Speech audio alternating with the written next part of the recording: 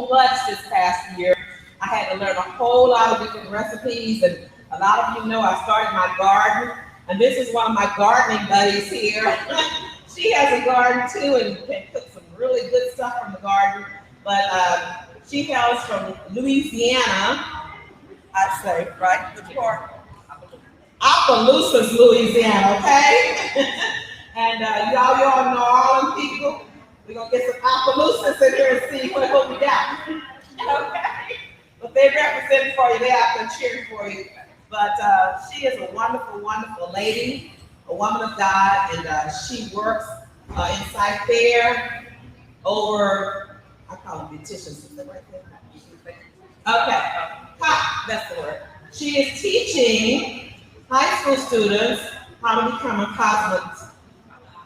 cosmetologist. People that do your hair and your nails and stuff like that. That's what she's doing, okay? She's an amazing, amazing woman that takes her ministry very seriously to the teenagers, but also she is an amazing cook and wife and mother. And so I would want to bring to you now the first chef for today is going to be Chef Lynette. Can y'all give it up for Chef Lynette? All right, go for it. Welcome. Thank you. First of all, I would like to say thank you for allowing me to share my cooking. I started off cooking as a very, very small kid. Coming from a family of cooks. Started off working with my grandmother in the kitchen. I can't even remember what age I was. And I remember watching the movie Soul. And I asked my grandmother, I said, why do people say soul? She said, because when we cook from our soul into other people's soul. And I really believe that. One person in my family that I want to give recognition to is my Aunt Marie LaScrap from Opelousas, Louisiana. She was a chef, and she taught me just about everything I know about her. Now, when she would come to Beaumont and would share her recipes, whether it was a funeral, wedding, or what have you, I would always make sure that I had a meal prepared, and I wanted her to taste it. And I wanted her to critique me, and I wanted her to tell me what was wrong with it, or what was right with it. And she would always tell me, she said, your food is fine. And one day, people are going to eat your food, and they're going to be just as happy, and they're going to be talking about your meals just the way that you're talking about my meals. So I want to make sure that I gave, like the doctor said, that our ancestors were here. And I do feel the presence every time I cook of my ancestors, and definitely my Aunt Marie. She cooks for governors, she cooks for mayors, and all of our family reunions. She was for sure going to cook. Well, during the pandemic, I think a lot of us took refuge to our home and our cooking.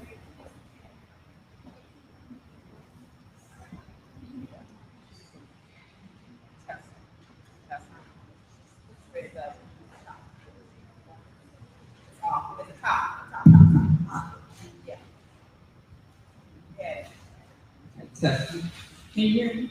Yes. Okay.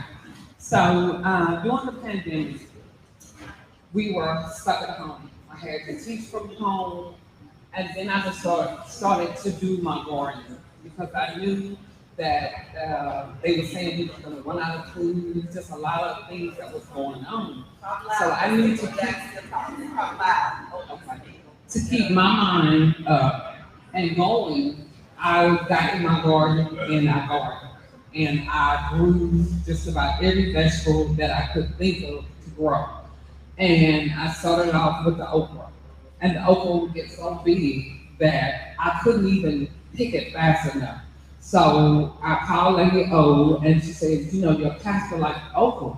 So I said, okay, so I'm gonna pick okra, I'm gonna cook in some okra, and I'm gonna bring it over. And then Lady O told me she was gonna start her garden. I was like, oh yes. So they gave me a chance to get out the house, and we would go over, we were out in the yard in the sun, and we would have masks on, practicing social distancing, and it just kind of uplifted my spirit because I felt myself getting depressed, just sitting in the house. And sometimes we would just go out and we would just talk about the different things that we could do.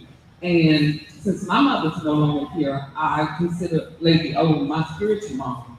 And so when I have problems, I may call her or you can talk about a recipe and what have you. Well, during the pandemic, I put on some extra weight, and so did a lot of ladies. And I had to take some of my aunties and my grandmother's cookies, and I had to twist them with Creole. So I had to eat healthy. And this is the recipe that I made and that I passed out today. It's called the eggplant lasagna. And I'm not sure if any of you guys have ever eaten eggplant. And even when I first saw the recipe, I was like, I'm not really sure about this, but I'm gonna try it. And my husband was really good because he just thinks that everything I cook is good. And so I tried it out on him. I would suggest that you don't tell your children or your husband that it's healthy. Because a lot of times when you say we're gonna eat healthy, they're like, okay, so it's not gonna be good. Don't even tell them it's lasagna because they're gonna be looking for the pasta. And I promise you, when you make this recipe, I even have an eggplant underneath the table that somebody can take home. They want to try the recipe.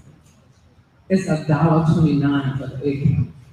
And I was like, that's pretty cheap. This whole recipe you can make for about $20. And most of the stuff you probably already have at home. They're easy to grow. We grow.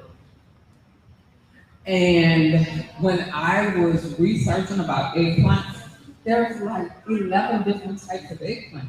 And I was like, are you kidding me? So the one that we see at HEB is called the American eggplant, and it's like a globe. And with that, I'm growing eggplants right now. So I have one that's probably, I went on vacation a week ago, and now it's about 4 inches long. And it was just a flower.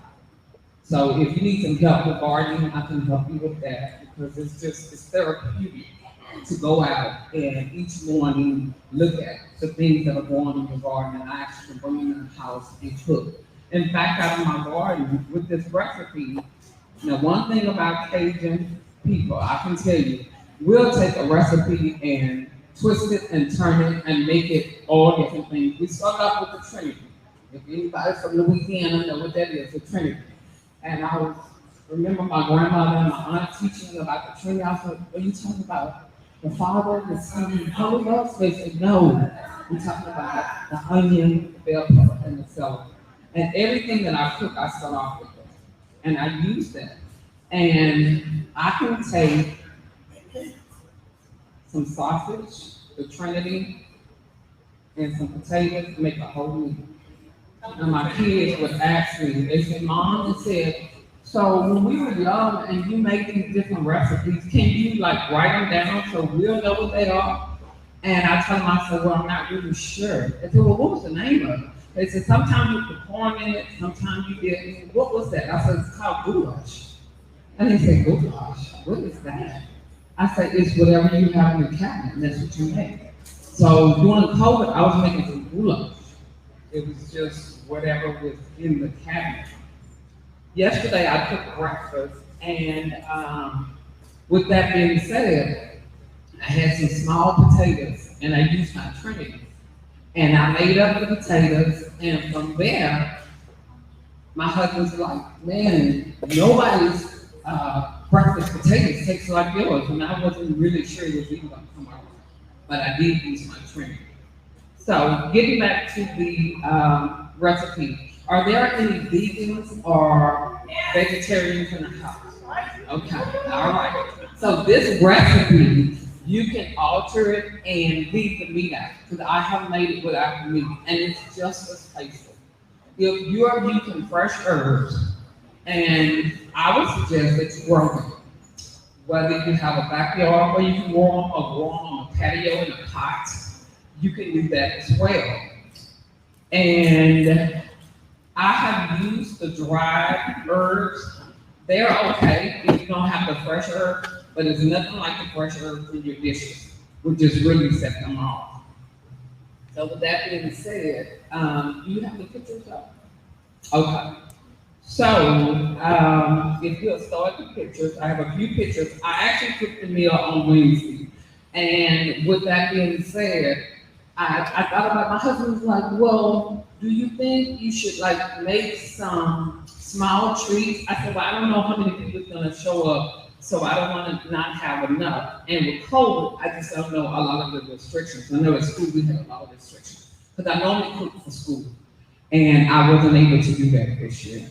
But I promise you, if you do this recipe, and I'm gonna just give you a few tactics that you can alter. This same recipe I found on all recipes. If you have your phones, you can go there and maybe download the app.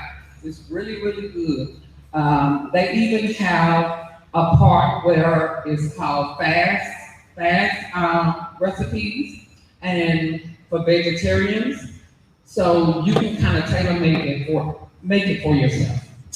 My husband, since I cook so much, he bought me a new appliance. Well, he switched them all out once we got married. And I actually have a refrigerator that my recipes come up on the refrigerator. And I can listen to music while I'm cooking and what have you.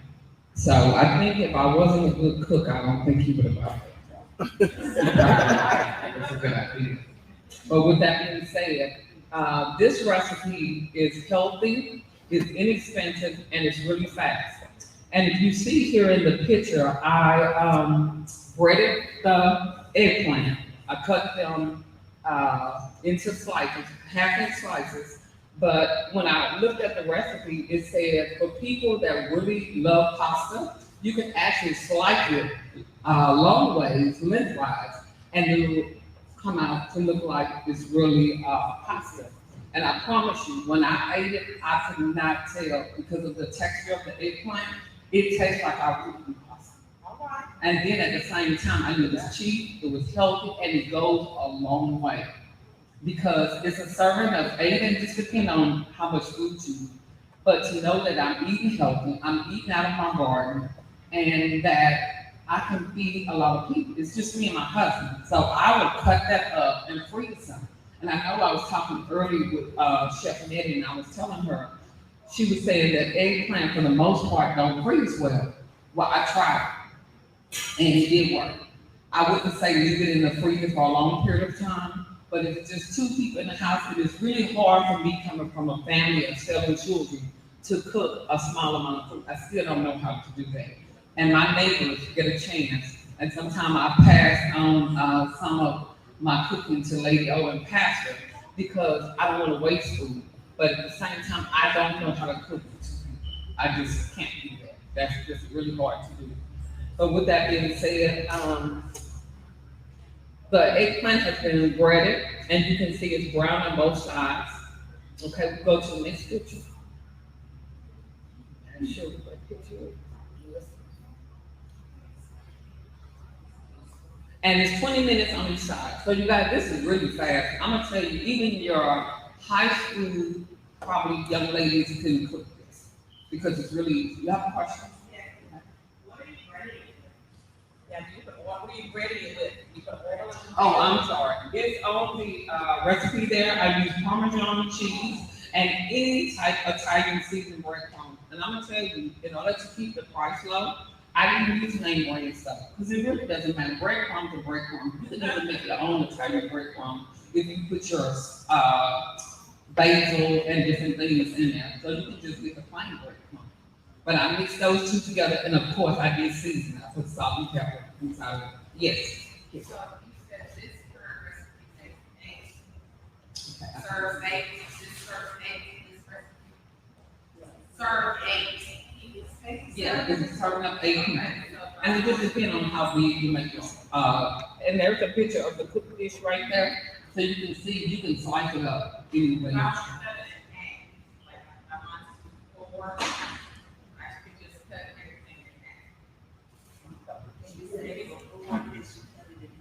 Yeah, you can. You can. You can. Yeah. said, guys, there are some alterations I did to it. If you want to jot down with your notes, you can do that. The egg wash that I used, and what I did, I just took 2 shallow dishes and put them side by side. And I sliced the eggplant, and I actually used paper towel because, you know, eggplant is mostly water. And right before you put the egg wash on them, you want to take a paper towel and get the excess water out. And then I even season them. Thank you so much. So with that being said, I went on and I breaded them and put them in an oven for about 20 minutes. While that was in, if you're going to use the meat sauce, then you can cook your meat sauce there. And if this is a meal that you're going to do through the weekday and you're working, then you can actually make the meat sauce up ahead of time. And it would take you about 40 minutes to make this. And I remember coming in from work and rushing with my 2 daughters. And sometimes when I worked at the bank, I was still cooking dinner with my son. We was just part of it because my main focus was to make sure that I got in, got them a meal, and then they did their homework and they went to bed. And I could have my free time. So I was okay to come in. I would put my apron on. My daughter was like, "You didn't even change." I said, "No, because I need to get your meal. And you need to get to bed on time so you can deal with the teacher." But I was trying to have it in my head. If it was my time, you know, like the love doctor said. Okay, so from there, you guys, 2 large eggplants, like I said, they're $1.25 each. And I actually bought one last night just to show you guys, because some people may not know what they're something. And when I researched this, there was 11 eggplants, different types of eggplants. There were even green eggplants. I was like, "You're kidding."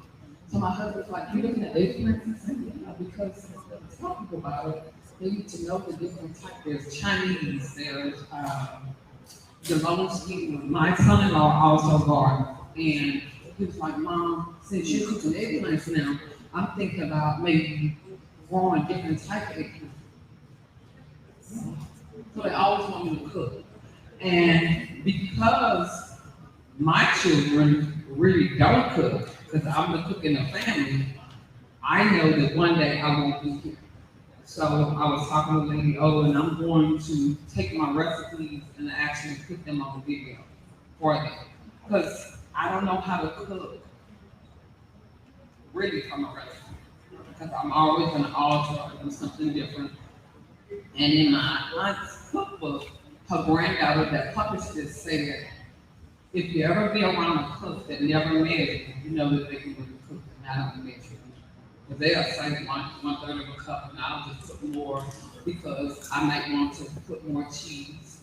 And when you grab, like I say, when you do the recipe yourself, you make it what you want it to be. If you like more garlic, put more garlic. If you like more basil, put more basil. I did use rosemary. I grow rosemary, oregano, basil, sweet peppers. So all of that is in this dish. And you can see it's not on the recipe, but I did put that in there. The olive oil, I cook with a lot of olive oil.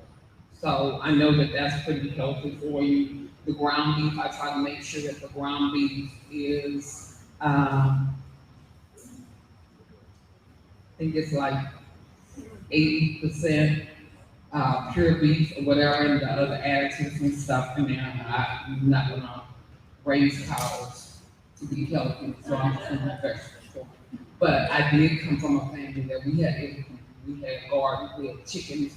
I was in the yard with my grandmother when she was killing the chickens, and she wanted me to pluck the chickens, and I was like, "Hey, you kid." And I fed this chicken and gonna feed it to me. I don't know. But I do cook, you know, my okra sausage and shrimp and chicken, but I found food, so I'm not gonna chicken. So you guys, I urge you to make this lasagna. And like I said, don't tell your family it's healthy and don't tell them it's lasagna. Just tell them when it's cooking, the herbs and everything that's going over the house, it smells like spaghetti. Are you cooking a lasagna? But just tell them it's an Italian dish. And then once they eat it and you get approval from them, then you can come back and say, "Oh yeah, by the way, it's called eggplant lasagna." So even if you have to cut this off blot out the name of it, because sometimes people form their own opinions about what things are and how things are going to taste. So I think from that, that'll work out real good for you. Now, my aunt's cookbook is no longer in circulation. In fact, she wrote it in 1999 is when it was published.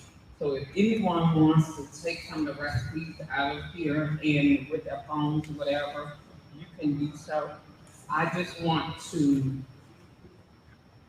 say something about something that she had in her book, that her granddaughter, which is my cousin, wrote the introduction. And I just want to share this with you so you can know a little bit about my auntie.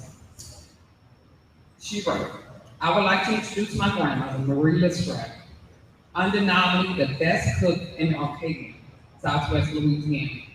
At one time or another, most in the area have had the pleasure to attend a function she had catered. They knew her and knew she liked good Creole cooking. Doesn't get any better than her. Marie's catering of Opelousas, Louisiana, has been in business for over 15 years. She had catered for mayors, governors, and the who's who to brides to be. And better yet, all who consider friends and family. Satisfaction is also guaranteed, and I can guarantee you that you will be satisfied. Have you ever seen a cook never measure and always get it right?